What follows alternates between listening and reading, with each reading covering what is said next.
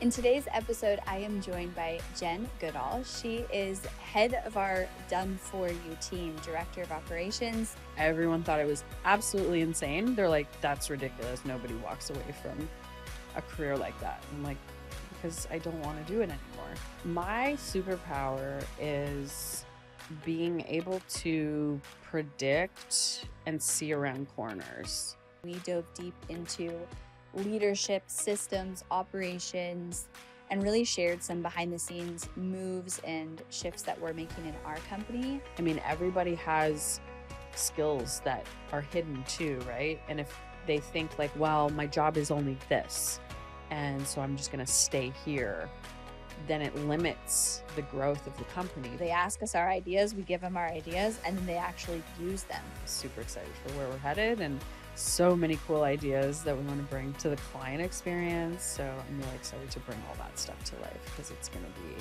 next level. I know you're going to get so much value out of hearing the behind the scenes and getting to listen in on Jenn's incredible wisdom.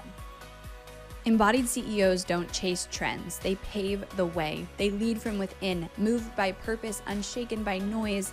When you are the source, you do not need permission.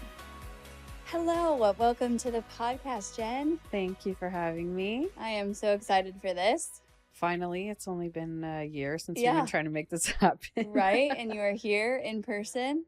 So Jenn is head of our Done For You, head of the ads team. And like she said, joined my team a year ago. And I'm really excited to dive into this because Jenn has a lot of corporate background. And I've shared this with various people, in connections in my life of like, I really needed someone who had the corporate background to come in operations, especially on the agency, because it's something that I obviously lack. And I think a lot of solo entrepreneurs lack, like when you started your business that way and you never really had corporate experience. And while there's a lot of downside to corporate, there's also a lot of like really great systems and structure that they have. So you have brought so much value to the company with your background. Let's start a little bit with your story. Sure. Your business that you had before. And yeah. So I went to university for economics and business, and then from there ended up working in a chocolate company. I worked there for a couple of years and then moved to a different chocolate company. So I was in the, sweet chocolate and candy goodness for probably about 15 years. But that was a really cool experience. I started off in analytics, category management, working with basically like the biggest retailers across the country, helping them design their stores. Like where should we put the chocolate so that people buy more of it, and which brands should we put on what shelf, and all the analytics and data. And so from there, I ended up in wanting to get into sales, and I ended up moving up through the company and was a sales director, which was a really cool experience. It's funny because my boss at the time was like, "You'll never get paid enough to manage people. Are you sure you're ready for this?" And I was like, "Yes, I want this," because of course I want to progress my career. But yeah, he was so funny. He's like, "Are you sure?" Because dealing with people is like a whole other ball game, isn't it? So anyway, sales director, but I called on national accounts, sold in, the products and stuff. But then I also managed a sales capabilities team. So I actually built it from the ground up. We didn't have that I was working for Hershey. We didn't have that at the time. So I developed that, and it included like the consumer and shopper insights, in-store shopper experience, which was like building all the displays and like the cardboard kind of PDF, or what do you call them? Like, I can't remember. It's been 5 years since I've been there, so I forget all the language.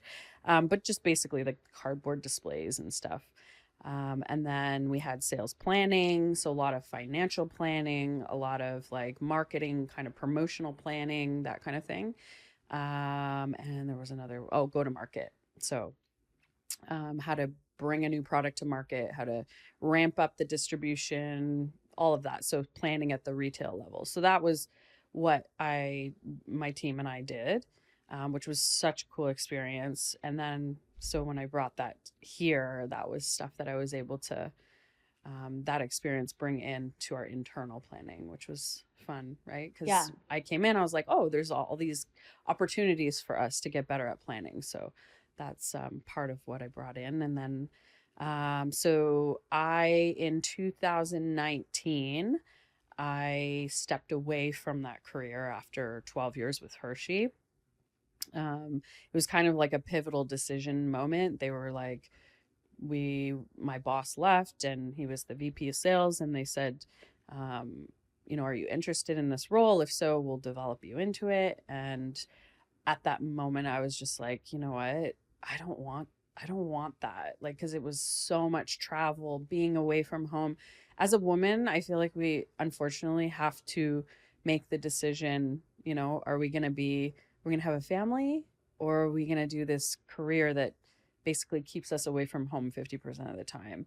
And yes, you could do both, but I just didn't want to be that kind of mom. And I don't judge anybody for that, of course, but for me, it just didn't feel right. So I chose the family and I walked away from that career. Everyone thought I was absolutely insane. They're like, that's ridiculous. Nobody walks away from a career like that. Like, why would you do that? And I'm like, because I don't want to do it anymore and I want to have a family. So that's when I went on my own. At that time, I had my own business that I was kind of working in the background, but I had never really given it like a good go. And I was like, I can do this. So I, put my all into my business. And essentially, it was two things. One, it was, network marketing. I was growing a team and had grown like a pretty substantial business. We did, I grew it to about 2 million a year from the ground up myself. Like, that was a pretty big accomplishment, because now looking back, I'm like, I have no idea how I did that, because so few people get any level of success in that business. So I was like, that's pretty cool. And then I also started selling digital products, creating my own funnels, running my own ads. And I was really interested in all of that. And I was learning, taking all the courses, listening to podcasts. That's how I came across you. I started listening to your podcast. You helped me a lot with just, wrapping my head around the marketing and how to do it all. And I created a pretty successful business. And then I had my daughter after, a long journey of fertility stuff, which is like a whole other story. But it was a really tough go for me. Just, I don't know, I'm like such an independent person, hardworking. And I felt like when I became a mom, I wanted it so bad, but I didn't realize how much of myself and my independence I would lose. And so it kind of threw me for a loop. My business kind of suffered as a result. It was a decision that I made. I was okay with it. But then at some point I was like, okay, I need to figure out what I'm doing. So I guess that was my midlife crisis. Came a little early, but then I was like, you know what? I need to get out of the house, or not even that, but like I need to like do something that involves a team again. Like, I missed the camaraderie of a team. And yeah, so I just thought, I'm going to get back into work. And then I came across one of your posts. Maybe it was an email and a post on your Instagram. And I was like, whoa, this sounds perfect. And yeah, the rest is history. So here I am. Yeah, that's so cool. I love doing this because I didn't know that you had that struggle when you became a mom, and I very Yeah. similarly felt the same way, Yeah. like very independent, had full freedom and autonomy over my time, and like there's nothing that can prepare you. No, Like no one could no. have prepared me for what it was really like to then have a baby depend on me every minute of the day. Overnight, It's it felt like. like a lot. I've heard a lot of moms, they're like, oh, I love the baby phase. And I'm like, it, it was so hard for me. I, I didn't know what to do with it, because I was so independent and I just could do whatever I wanted before. And then I had no freedom. And I remember just getting so overwhelmed, like, just take this baby for half an hour, please. And my husband would be like, relax. What's the big deal? But he didn't have another human attached to him 24/7, so he couldn't possibly have understood. But yeah, it was really hard. That first 18 months was a Yeah. lot. For me too. Yeah, I share that. And you're right, not everybody feels that way. Some No. people, I think when you are very like ambitious and driven and for me probably like was running from something for a long time, right? Yeah. Like Yeah. making myself really busy and then when I couldn't anymore, I had to like actually be with myself in the Yeah. stillness and Yeah. in the like nothing, and that was really hard. So I feel like people who either don't have that or heal that before they have kids, I think have an easier time. But when you are, I mean, I was like so productive in a day, like nonstop. And then to have once having the baby, I was like, oh my gosh, I don't Yeah. actually want to do this. Of course, I loved Yeah. my kid, but I Yeah. was like, this sucks. I think to that point, like you either have it in you or you don't to be like for me, it's just part of who I am to be productive and to create and to achieve. Right. And I think you're exactly the same way, if, from what I understand. Right. So it's like if you're that kind of person, to be still and to not be producing some kind of result or achievement feels like you're missing out.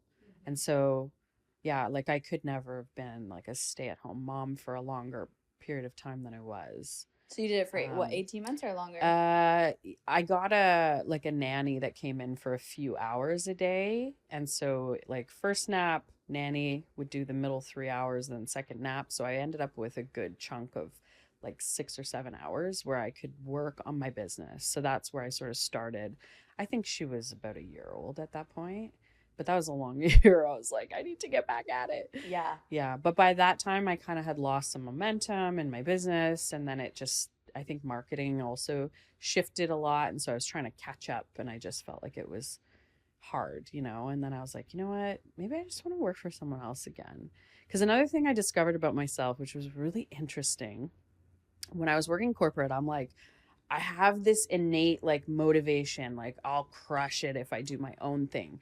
And I used to think to myself, imagine how big I could create like a business, how amazing I could do if I just had my own thing and I put my time into that instead of working for someone else. But once I was left to my own devices, there were a lot of Netflix and chill moments. And I was like, what's wrong with me? Like, why can't I find the motivation? And I don't know. It's just something about having the accountability of just knowing that you have to deliver for a team or to a goal or to a boss, right? And for me, I thrive in that environment. And I learned that about myself, and now I know. So, Interesting. I wonder if like when you had your business, did you feel like you didn't know what to like there was like so much you didn't know what to work on, so you yeah, kind of were like, all right, I just won't do anything right now? I think it was hard, and I would make decisions, but I didn't know if it was the right one, and I felt like if I had somebody who was like, no, you just need to do this, then you need to do that, then you need to do this in this order, and then like help me troubleshoot when I come up across some speed bump. And without that, there's infinite number of decisions you can make. And it's like, well, it's going to take me a long time to actually build this out. I don't know if it's the right thing. So I would do it, and then I kept hitting a wall. And then I was like, what the heck? Like, I basically needed a marketing mentor, somebody to help guide me, but I didn't want to invest in that because it would be pretty costly. So I just kept running up against the wall. And I mean, a lot of things definitely worked, but I just felt like it shouldn't be this hard. It's just there was a gap, and I just was like, okay, this is not for me. Yeah, and I mean, we have a handful of people on our team who have similar stories of having their own business, and it's lonely and there's a lot of pressure, and you have to make those decisions and know what to do next, and like that doesn't stop, and then they come onto our team and we love those people. Yeah, Like, yeah. And it's hard being the only one in your business. Like you're everything. You're the salesperson, you're the marketing person, you're the social media manager, you're the bookkeeper, you're the, like everything. You're the funnel tech, you're the ads manager. Like it's a lot. And to be really good at all of those things it's a It's almost, huge I mean, it's amount almost of, impossible to be really good. yeah, You try your best until yeah, you can hopefully hire the yeah. help, but it's a lot. Yeah. And honestly, had I come across your program during that time, 100% I would have been like, thank goodness, I need this so bad. Um, because yeah, it's too hard to do it on. So, what would you say is like your biggest superpowers, your strengths? So when you look back in corporate, like you were very successful, obviously, at Mm-hmm. your job at Hershey and before. Yeah. What are your strengths? Um, my superpower is being able to predict and see around corners. Like I can start to sense like, okay, something's coming and I think this is going to be a problem and we need to put a plan in place to avoid this. So, yeah, just like predicting, projecting future potential issues and then putting plans in place to avoid having to deal with those things. I think that's a superpower for sure. One thing I got really good at, I wouldn't say I love doing it, but getting in front of the customer, which, was always a big retailer.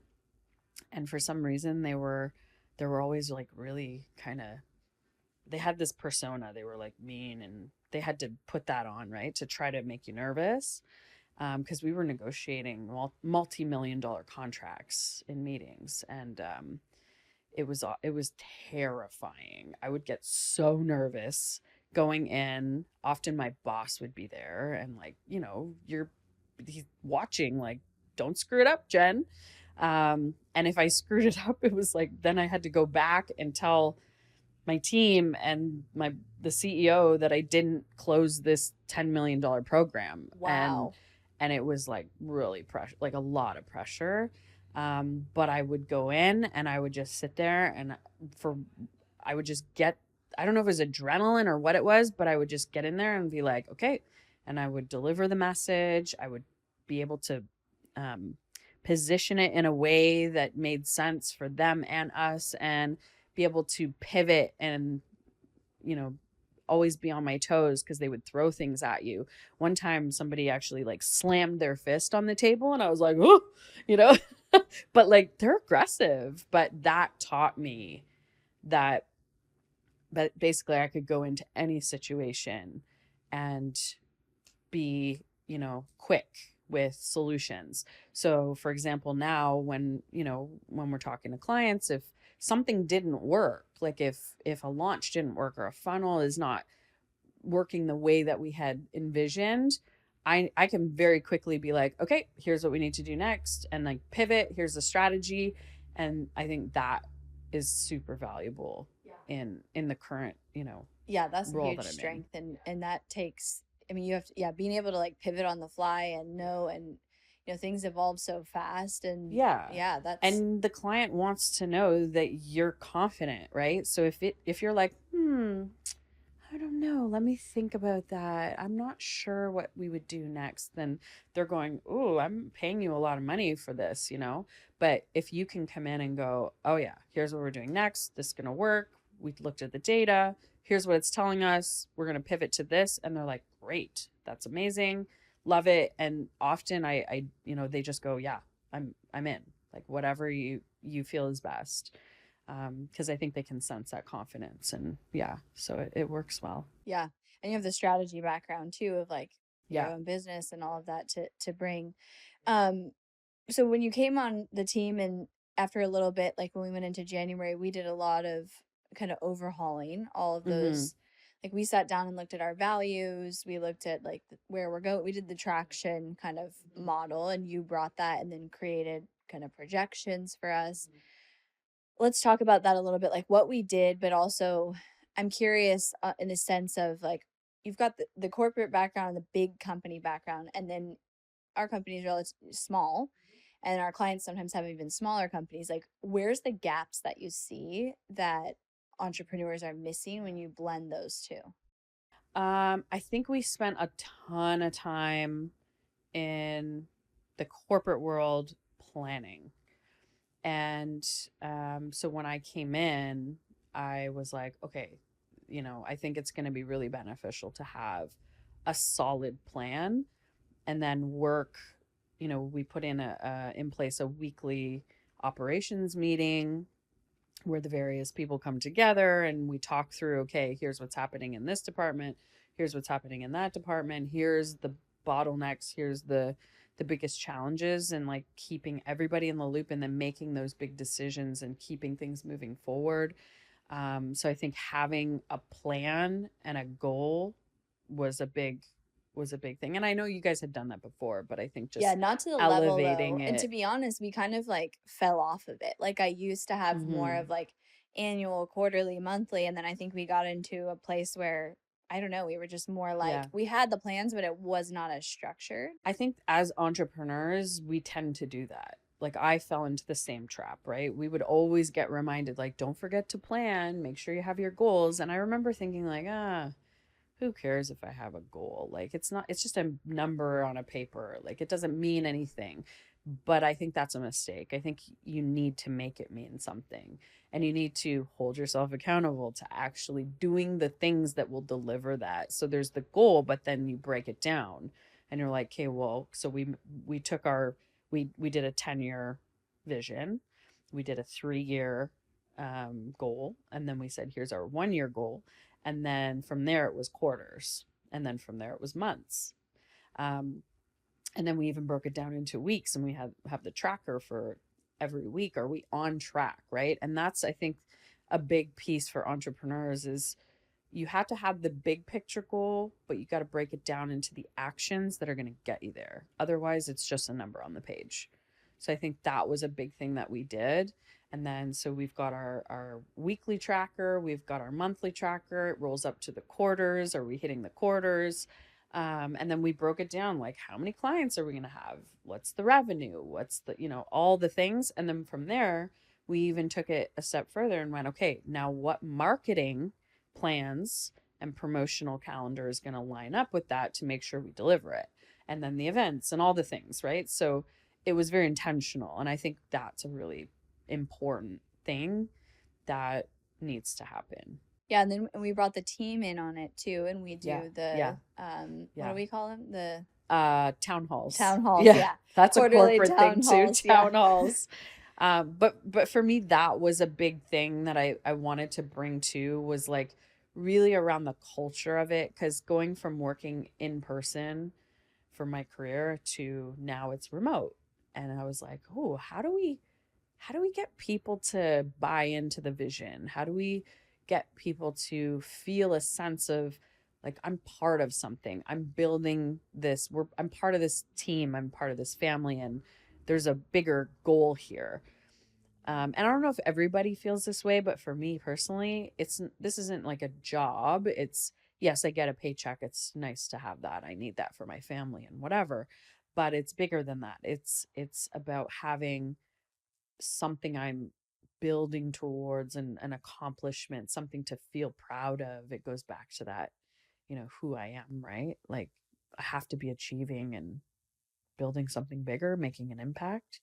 Otherwise, it doesn't feel worth it. Right, that purpose. And you've definitely brought the team more into like, here's where we're Mm-hmm. going. Yeah. Here's the conversations the leadership team is having. And I think it's easy for myself and entrepreneurs. It's like, I think about this stuff all day, right? Like where we're going and the ideas, but I don't always share it. Yeah, it doesn't connect necessarily. And I think that's the part where, how do we pull everybody in and make sure that they not only know that there's a bigger plan, but they feel a sense of ownership and accountability to being part of making it happen. And I mean, over the last year, there's been a lot of feedback where they're like, yeah, I'm excited. I get it. I see where we're going.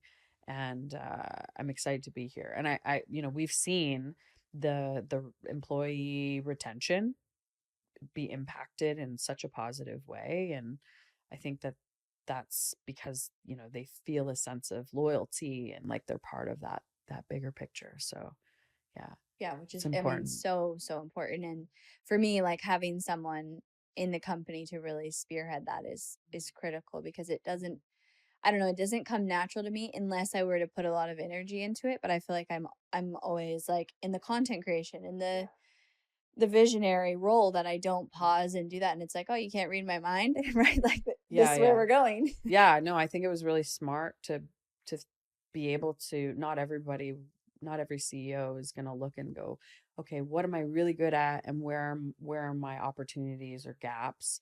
And then I want to bring somebody in who's good at the other stuff.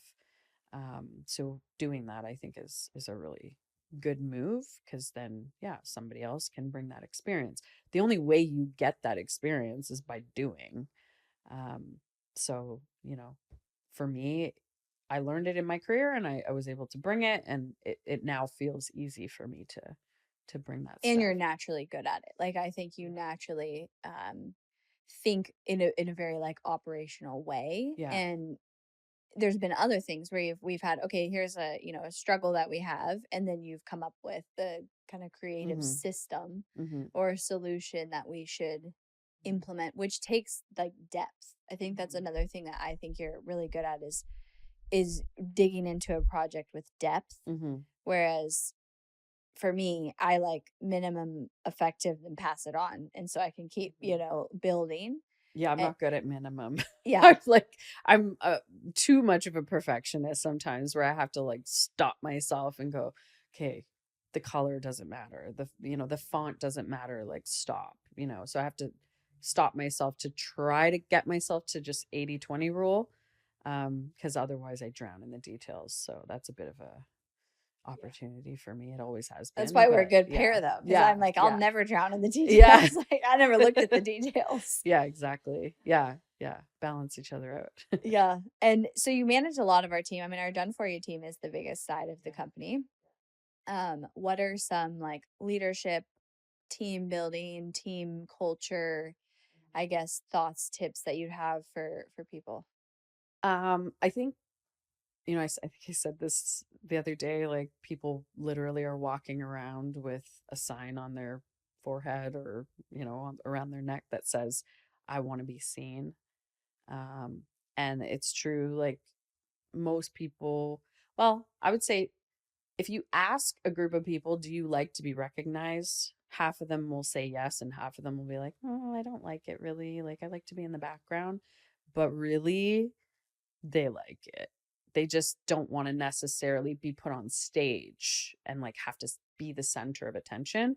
But being recognized is such a big thing. And it doesn't have to be a big flashy thing, but just saying like, "Hey, I see you. I appreciate you," that kind of thing, it goes so far.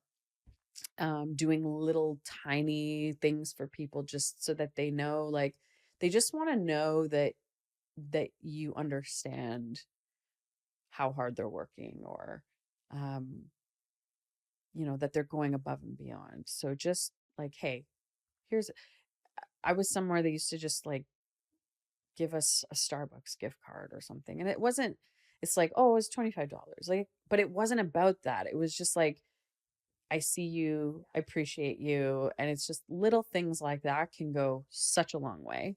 Another thing is, getting time. So my boss taught me, he was like my mentor for about 8 years at Hershey. And I learned so much about leadership from him. He used to read the leadership books and like really practice this stuff. But one of the things was a weekly one on one. And, of course, I haven't had the time or the capacity to do that to the level that I wanted to coming in, because the team was quite big and there was only one of me. So I did it. I do it with my core folks, but not everybody, unfortunately. Um, but having a weekly one on one, where the first 10 minutes you do a quick, like, here's like a quick agenda update, but then you say, "What do you want to talk about?" And you give them the space, and it's whatever they want to talk about. And it can literally be anything. Like, you want to talk about what you did this weekend? Great. You want to talk about a project that you're struggling with, you need help, or a client, or whatever? Fine. Like, it's your time. And I think that was a really, really good learning from him, and something that just builds connection. And I I was think gonna say it's just having connection. connection, building trust with your team, and just being a human, and letting them know, like, I struggle too. I think vulnerability is a big thing. There is a fine line when you're managing a team, because you don't want to become too close to them where you lose the ability to give them feedback when it's needed, and to, help them continue to build their skills through that coaching and mentorship and feedback, which can be hard. But I learned a little trick that I kind of kept in my back pocket, which was like, okay, can I put my business hat on for a minute? And they go, yeah, yeah. So I'm basically asking permission to, like, go into business mode, and then I'll give them the feedback. And That's then I'm good. like, okay, take the business hat off. Like, we can go back to normal. But I like that because I ask permission to give them feedback, because people sometimes aren't in a good place for it. And I mean, I've rarely had someone say, like, no, but sometimes the person will say, you know what, can we just do that a little later? Like, I'm in a weird spot right now. And I'm like, yep, no problem. Because someone has to be in the place to actually accept the feedback. They have to be in the right mindset to receive it. Yeah. So yeah, recognition is big. One-on-one meetings, and then having like a team connection, which we do such a great job with. We have our huddles. They're short and sweet, but it keeps that remote team connected, and we have some fun, right? We ask questions, or we do like some silly fun activities, and everybody laughs, and you get to know people's personalities, and I think that's really fun. So Yeah, and it's something where we talked about yesterday because it's challenging with a remote. Like, there's not this in person you just cannot replicate through Zoom, but you can do your best at it. And I think that, yeah, that connection, the laughing, the people, that's what it's really about. And like to feel, and also I think as you were saying, like to feel seen, it's seen on what they're doing, but also heard on their opinions. yeah. And like, this is what I think we could do better, or this is what's not working, and being a part of those solutions and Mm-hmm. ideas. Yeah, yeah, that's a good point. Making sure that they are able to bring ideas. The other thing too is, a team can tend to get kind of stuck in the weeds, and they become like task list check. They check things off that list, right? And they get just stuck in the details, and how do you bring them up and out sometimes to get them to think bigger? And I mean, everybody has skills that are hidden too, right? And if they think like, well, my job is only this, and so I'm just going to stay here, then it limits the growth of the company, because like they might have ideas that they could share. So you have to give them a platform to do that. And I think those town halls are a great place to do that. So inviting them to provide their feedback, and bring ideas. We've added in our AI acceleration meetings, right? So how are you guys utilizing AI in your role? What cool tools have you come across? What result have you created? And so many cool ideas come out of that. And I'm like, oh, I didn't even know that that was a tool, or I didn't think of that application, right? And so much learning can come from sharing that way. But yeah, giving them the platform, maybe in, the weekly group team meetings as well. It's like, tell me what's working. I love to do that. Like, guys, this is open forum. I want to hear from you. Don't be shy, no judgment. I want to hear what's working, what's not. What do you think we could be doing differently? What could we do better? And they'll tell you if they feel comfortable to do that. So I Yeah. think that's important. Yeah, it's like that is like the key, is that like be seen and be heard and be a part of something. At the last retreat I held in Austin, we went to this new like mineral springs place, and literally every employee there was like incredible. Like they were like, how was your experience? Like, what could we be doing better? And just so friendly, so excited to be there. It's just like a mineral springs, right? Like these people working the like front desk and the pool are probably getting paid $20 an hour, 20, yeah, I don't know, not a lot, but it was so profound that I literally asked like three of them, like, why do you love it here so much, Yeah. and that's all their answers, like every time, because they're building it, so it's like it's brand new, it just opened and they're adding, and it's like this special spot because I guess it's like the only mineral springs in Texas, so they're like every time we go away for the weekend and come back, like something else is being added and they're listening to us and they're, Yeah, that's cool. adding Yeah. things. And I mean, it was like Morgan was there, but she's like, I'm gonna go ask the CEO, Yeah. like, what are you doing? But I think it's literally that. It's like they see it growing, like it's not Yeah. stagnant. It's actually something special. Probably the people who come there are like, this is amazing. This is so cool. And they feel like they are a part of it. Yeah. And then he was like, they ask us our ideas, we give them our ideas, and then they actually use them. Yeah. So they're making an impact. That's it. Like people just need to know that they're contributing to something. I mean, what is life really about? It's about connection, relationships, and making a contribution, building things. So, yeah, even if it's not your own thing, you still want to be doing that. Like, not everybody has it in them to be an entrepreneur. So, most people in this world work for somebody else. So, yeah, you have to give people this space to feel like they're contributing and building something. Yeah. And I can't emphasize enough like putting as the CEO, as an entrepreneur, putting the energy into that because I mean our team is incredible. Like what we can do for clients and the impact that we can have, it is so far beyond me. Like 10% of what we do in a day, I couldn't do. Like I could get us 10% of the way there. The team does the rest of the 90%. And so any amount of energy that we put into team, both like the new team members we bring in and the talent that we search for, but also the culture of the existing team pays off Mm-hmm. more than anything Yeah, else. totally. Because marketing is definitely important, but then it's like then keeping our clients and serving our clients is one of the best marketing tactics you can have, right? Because of Yeah. referrals. So, and I've learned a lot of hard lessons as a leader, Yeah. as a young leader. But I think one of my best things I have done is surround myself with people like you who have more experience than me and can do it better than me and I can learn from, and also delegate it to, like delegate a lot of the team management and leadership too, because I'm never going to be a great manager of 10 people, not Yeah. nobody should manage 10 people, but 5 people Yeah. because I don't like meetings and I don't, that, Yeah. so That's the thing. You find people that are good at something and that enjoy it, and everybody, if they can do the thing that they love to do, right? Then everybody's in a good place, everybody's happy, and yeah, I think that's the perfect formula, right? yeah. Yeah. Let's switch to talking a little bit about like our delivery and the Mhm. done for you side. I'd love for you to just weigh in on like what you feel like we do really well and what Mhm. you've implemented when you came on, like you updated our onboarding. Mhm. We're constantly Yeah. improving systems on the team and just like your Mhm. vision for that and the behind the Yeah. scenes of it.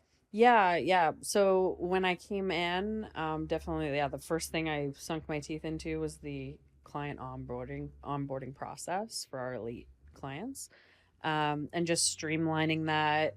And it's one thing to come in from an outside and look at it and go, yeah, this makes sense. But then once you're in it, of course, that's where the real evolution happens, right? And you're like, that doesn't quite feel right. And I think the biggest focus is, of course, on the client experience, right? So you want to make sure the client feels like the process is smooth, that they're getting the value that they came for, and of course the results are there. That's just an obvious one, but it's like, how can we make this smoother for them?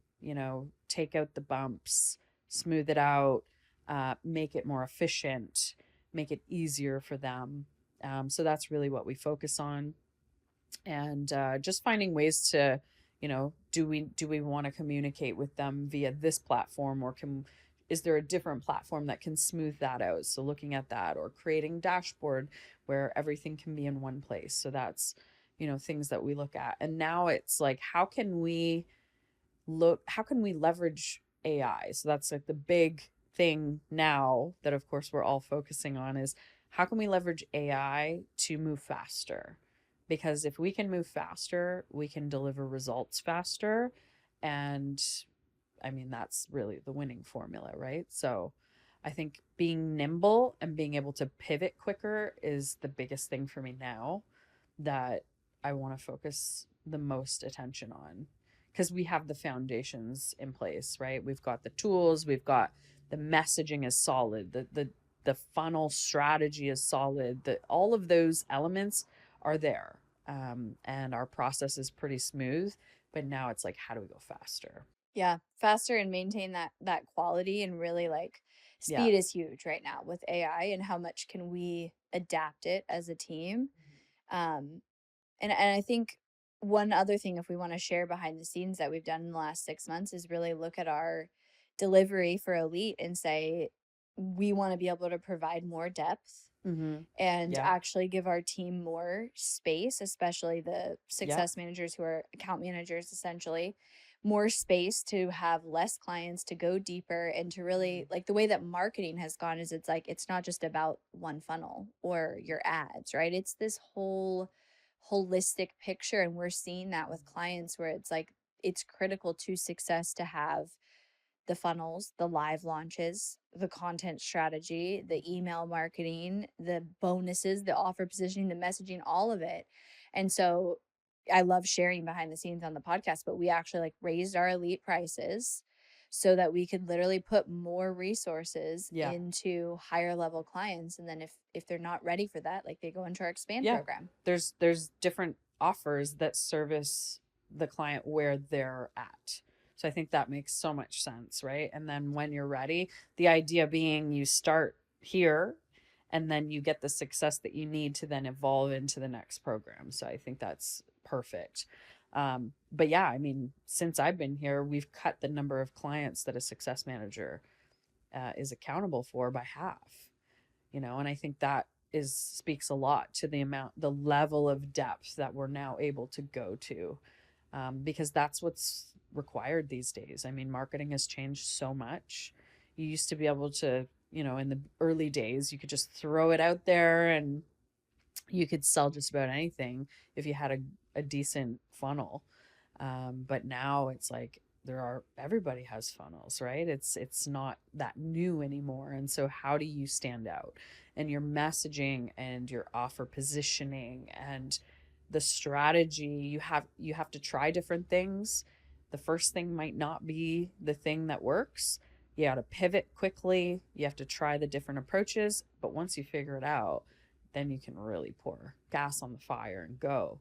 But you need to be able to go to that depth in order to get there. Yeah. And I think it's like good for us to talk about this, because even with AI, we are lowering the amount, and we have, that a success manager, account manager takes, because AI can't do the level of thinking, and I don't actually think it ever will be able to. Like, I think it can help come up with little ideas, but you've got to be the creator still behind the marketing strategy. And because we have seen the need for that, like, ecosystem, right? All the components working together, the messaging, the strategy, the emails, the content, the brand, that requires a lot of depth. So even with AI and increasing speed, and maybe there's other areas like, let's say, copywriting, right? That we've been able to increase capacity in a person. All of our copy is not just AI, it's touched by a human, but with AI, they can produce more. But with a success manager, we've actually lessened the amount of clients. And I think anyone who is familiar with service businesses, like, that's a big struggle, is making sure the team doesn't burn out, because especially in marketing, it never stops, right? The ads run all Constant. weekend, Yeah. they run on the holidays, the launches are high pressure. And so I'll share transparently, like, churn of success managers has been a problem that we've had. And so to solve that, we've tried to create more space, more capacity for them to not burn them out, because it is high pressure. Like, when you're dealing with a big launch budget and it's somebody else's money, and it's like a lot of pieces have to come together. So I just think that's a good perspective to share, because I think a lot of people are like, how do we cut team? How do we, lessen? But in some areas, you actually need more depth Yeah. right now. Yeah. No, we're going the other way because yeah, you're right. The the pressure is a lot. Not It's not just the big budgets and the number of clients, but it's like stuff happens all hours of the day. You know, if a I don't know, if an ad, Facebook likes to do funny things with their accounts, right? They'll disable it or they'll stop the ads for some reason. And if you catch that at 9 o'clock at night, you got to fix that because it has an impact if you're, especially if you're in a launch period. So we're always on guard. We're always on call. We're always there. And that can get draining too, right? So, yeah, I mean, it's kind of the nature of the beast that there's a lot of demands and burnout can happen. And so, yeah, it's just something that we're cognizant of. And I think having really good people is one thing, which we have. We have such a great team, but also just making sure that we're listening to them and giving them the space that they need. So I think that's been a big learning too, you know. And And it also speaks to where marketing's at, right? Like, I yeah, think the depth that you're now required as a business owner to be successful with your marketing because of how much saturation there is, how much noise there is, how much competition there is.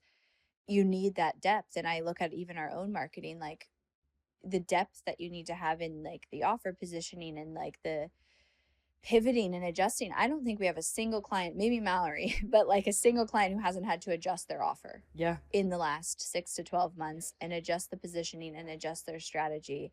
And that requires the depth. yeah, And I think actually with AI, we're going to go where you need even more of that because it's even more just like mass produced content and mass produced offers that you've got to now stand out from all of that. I think, yeah. And I was saying this the other day, like I think the magic combination is going to be who can who can combine the human element with AI and make that explode. Not like most companies that I see are either going all in on AI or all in on marketing or whatever, but how do you bring those two things together in a way that really leverages both?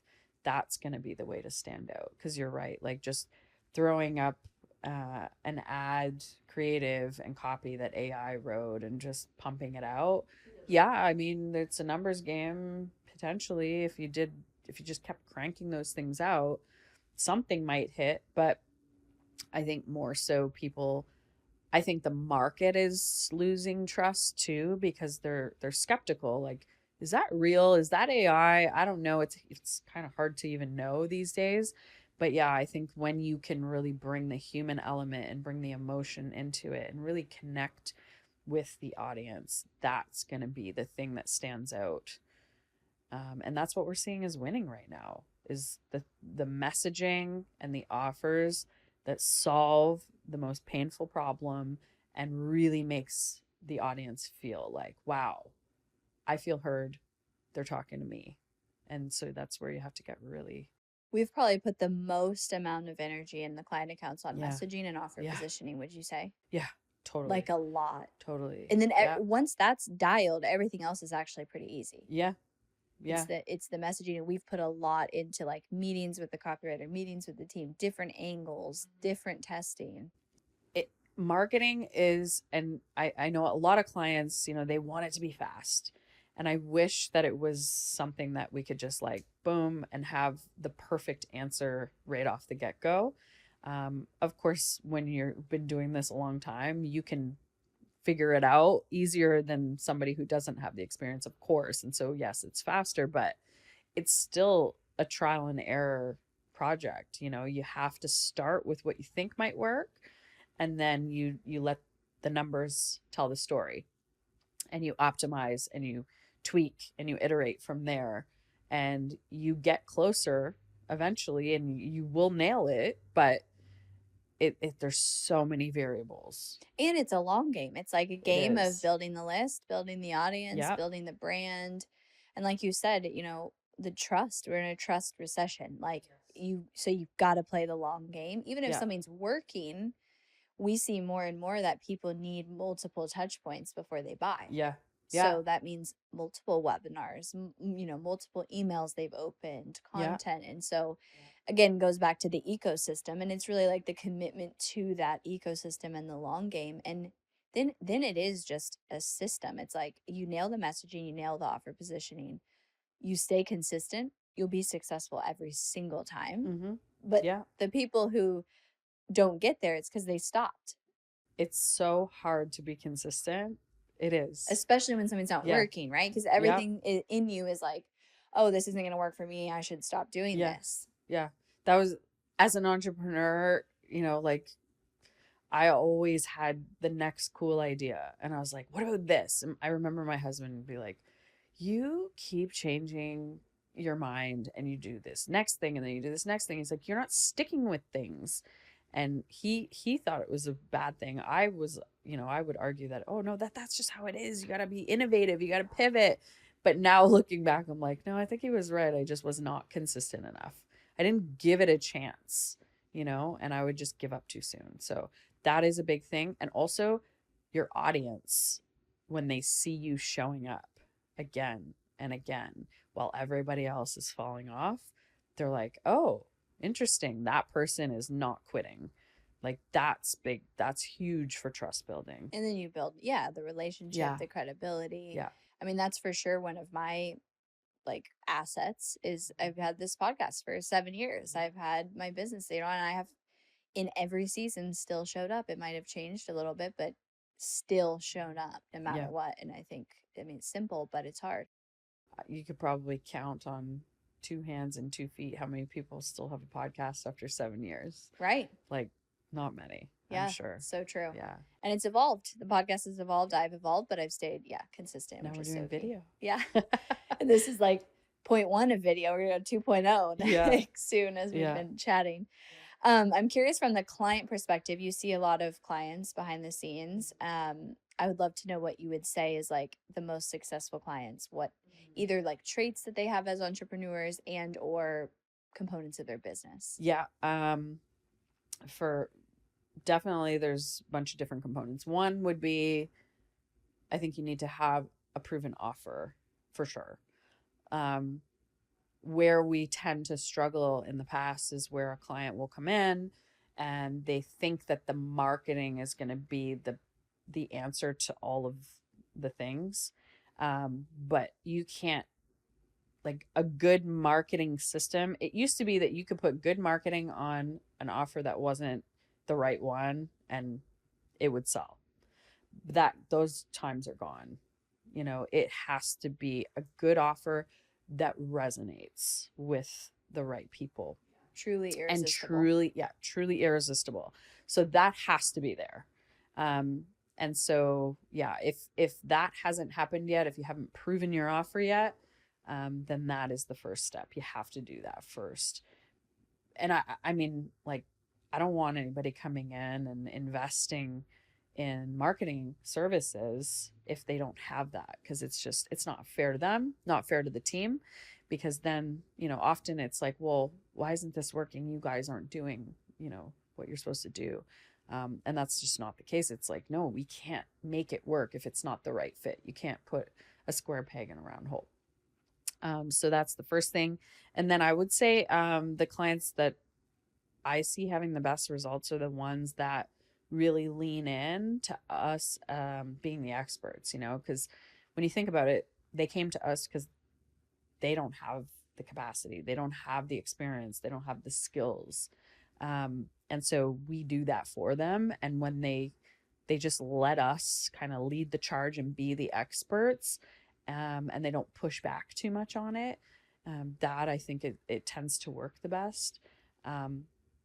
And the other thing too is like they're paying a certain amount of money, but when you add it up, we were talking about this the other day, when you add it up, it's like you could never hire somebody to be full-time on your team. Not even one person.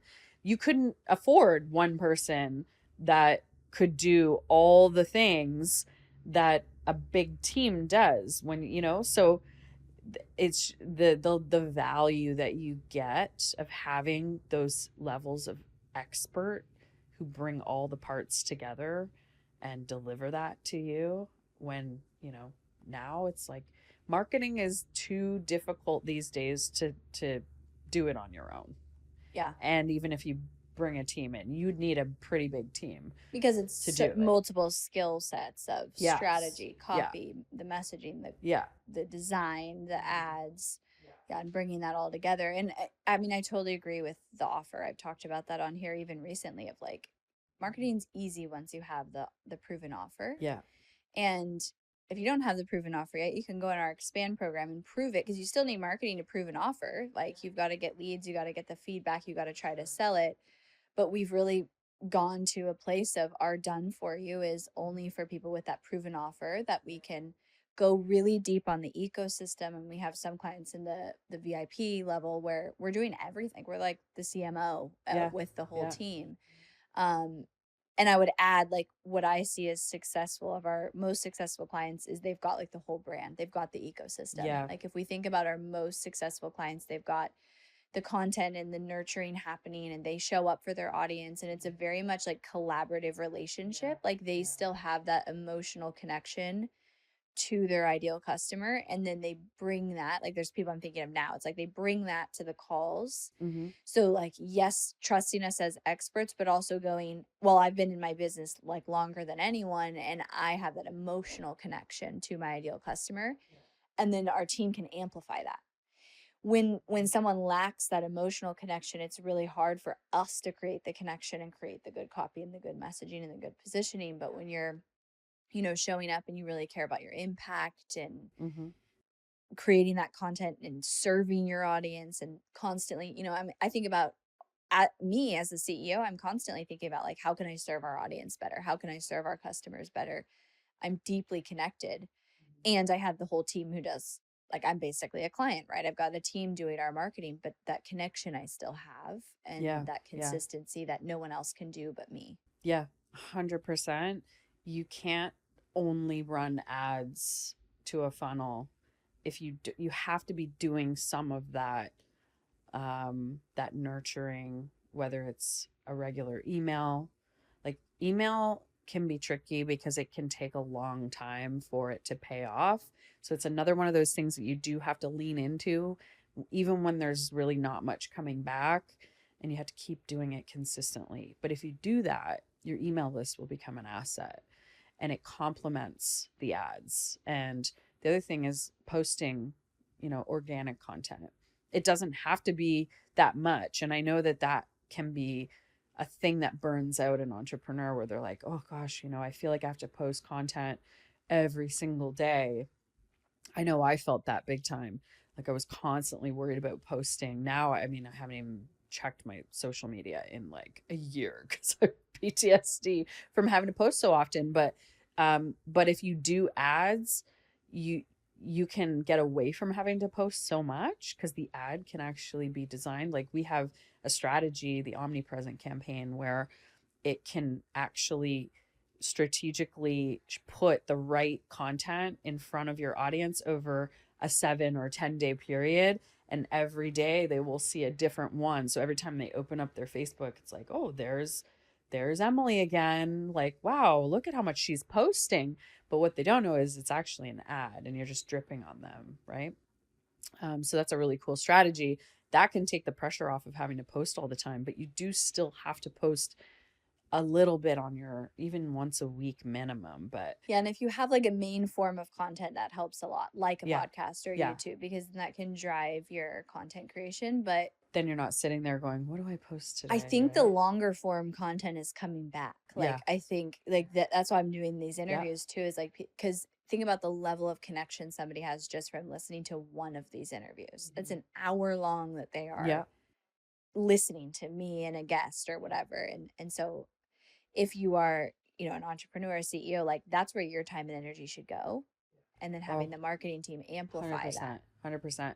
I found this group of people, like an AI community, and this young kid started just doing YouTube videos, and in 2 years he's built a business of $5 million, because he shows up and he just does YouTube. He doesn't do any other platform.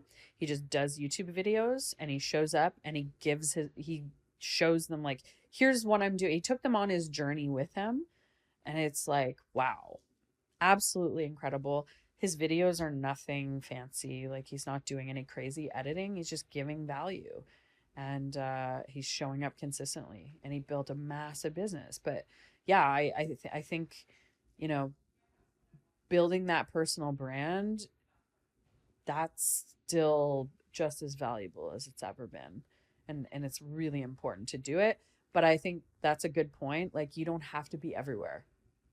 Pick one platform and be really good at that one thing. And you can take that content and you can repurpose it in simple ways elsewhere, but don't try to show up everywhere because that's an easy way to burn yourself out for sure. Yeah, especially if you don't have a whole media team. Yeah.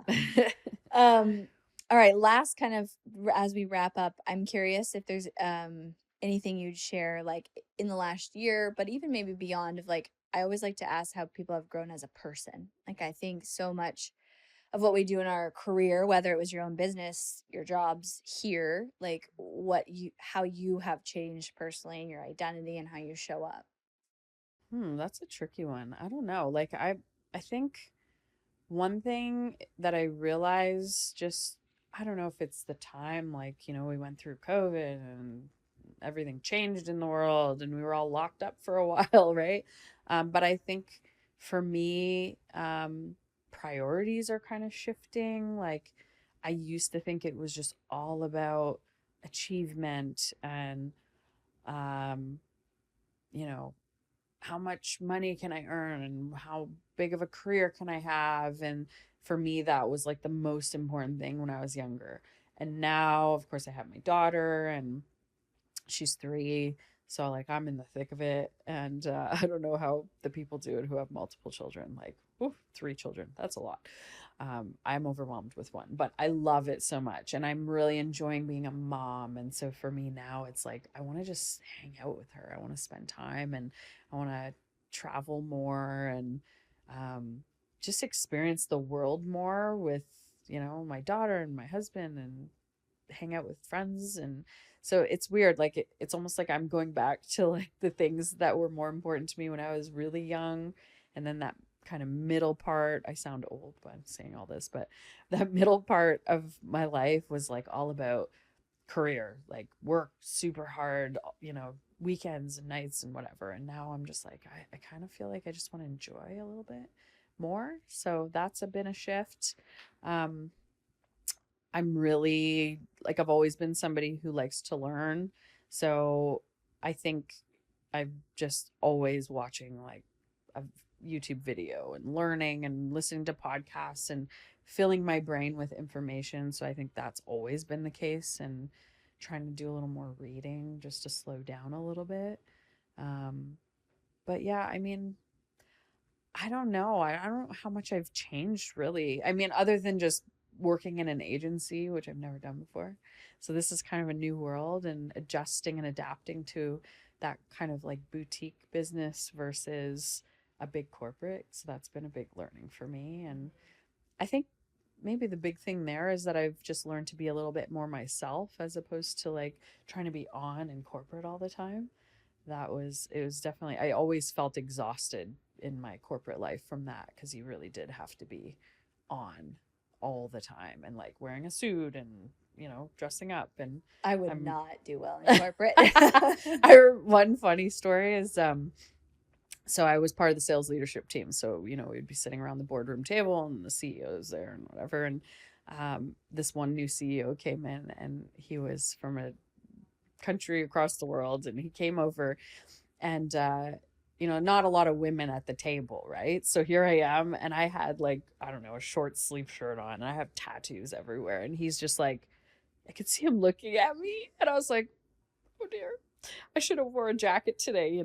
And then afterwards my boss pulled me into a booth and he's like, so this is really awkward, but your CEO is just wondering if maybe you could just wear a jacket. And I was like, absolutely not. I Yeah. will not. Did you not? I did not. Only because like that's no. Yeah. No. I'm not offending anybody, really. I'm Right. in the office. I don't ever wear a t-shirt if I'm going to the customer. Like I'm obviously professional and And no, that's silly. So Man, I would not ever do well in corporate. no, it's you I have to could play the not. game, I and couldn't. there's a lot of that stuff, right? But I was a little bit headstrong, but actually that kind of is what got me in there. And I was one woman. I think there were two women out of all the directors. And so if you're gonna play at that table, you kind of have to have a little bit of edginess and grit. Right. And so I was like, I'm not gonna let go of that, actually. Yeah. No. And they were fun. They were like, okay. Yeah, it worked out. The Yeah. CEO and I became buds, and Yeah. we would joke together, and it was Because a like that's what non-issue. really but matters is like your yeah, skill set and who you are as a person, not can you see a tattoo on your yeah, arm. That's yeah, why I yeah, couldn't do yeah, it. It's like this yeah, is just a waste of time. yeah, Like, yeah, why do we care about these things? yeah. But that was what was normal for me, and so I learned to navigate that world. Yeah. And so yeah, it's been a change for sure. Yeah. In the I know different- here yeah. it's like you're the same person. Like I want everyone to Yeah. be the same person. Yeah, Like yeah. here as you are in your regular life. Like, I mean, Yeah. obviously there's professionalism, but I think I love that about a smaller company is Yeah. you can be, You can be yourself. yeah, exactly. Well, is there anything you feel like we didn't cover that you want to say? No, I don't think so. I think no, we talked about all the things, and I think we covered it all. Like I feel like where we're headed as a company is super exciting. We've made a lot of really good changes. I love how open you are to, listening to the feedback that comes from the team, and the ideas that I bring in. I just think that's so fun, and yeah, it's been great. So I'm really enjoying it, and I'm super excited for where we're headed, and so many cool ideas that we want to bring to the client experience. So I'm really excited to bring all that stuff to life because it's going to be next level. I think what we've been talking about in terms of AI and bringing that into the client experience, and like I think it's going to take the digital marketing game to the next level, and it'd be super cool if we could lead the charge on that. Yeah. So Yeah. I can't say enough just incredible things about you and the value you've brought to our team. Like I said, the experience you had was like this perfect blend that I really needed at the time. And you have, I mean, the team would say it, but also like the numbers say it, right? Like our client retention and our team retention has improved tremendously in the last year. It wasn't bad, but like significant improvement from it's well above average now. Client retention in an agency and our team retention is a direct correlation to you and the systems you've brought, the experience you've brought, the care that you've brought to the team. And it's been amazing to watch and so fun that you can be at these events. yeah, I know it's so much fun. Like I came in January, and it's so different when you're in person. It humanizes the whole experience, and yeah, we had so many laughs. It was awesome. Yeah. So We're I'm headed into super the event happy. tomorrow, so we're excited. Yeah, I'm so happy to be here, and yeah, I love the job. I love the role. So Thank you so much. And if anyone is an elite client, you'll know Jenn. She's Yep. incredible. Get to work with me Yeah. and the team. Yeah. And maybe we'll do a in 6 months podcast because I Yeah. bet there will be so many AI my updates. It'll be So next so event different. in January, Yeah. we'll probably do another one and we can talk about that because yeah, we've been brainstorming and lots that we're going to implement and lead the way on. Yeah, for sure. Thank you so much. Awesome. Thanks for having me.